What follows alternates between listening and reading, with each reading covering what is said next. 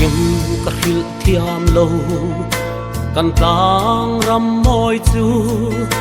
i ching mit nghe in mu ve la ka ti pi le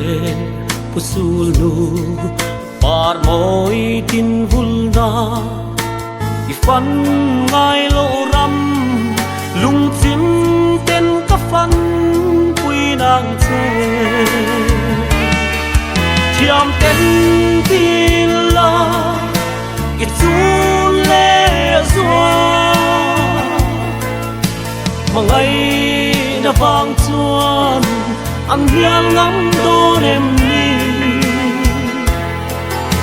sigur cho hun chuan kan vang ko pui mon mo ve turin helai ma te lo zin vero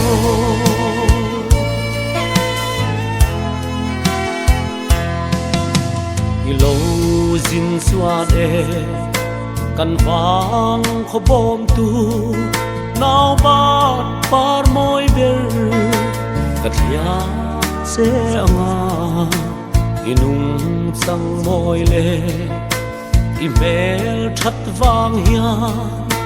ka chian hui te pon an en tu to lem che asin thiam ten tin la i chu le zua mangai na vang chuan an hial ngam don em ni sigur cho hun chuan kan vang ko pui mon mo ve turin helai ma te lo zin vero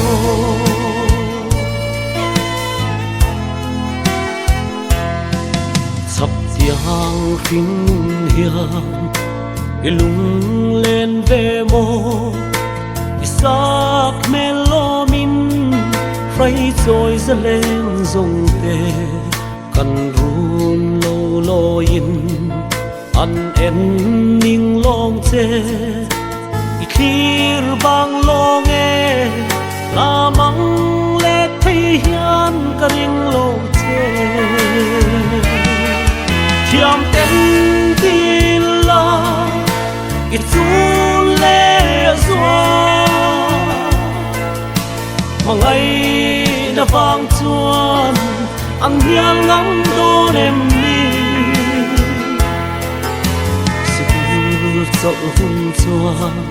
kan vang ko pui mon mo ve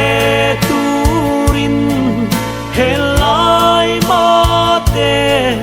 lo zin vero thiam ten tin la i chu le zua mangai na vang chuan an hial ngam don em ni sigur cho hun chuan kan vang ko pui mon mo ve tu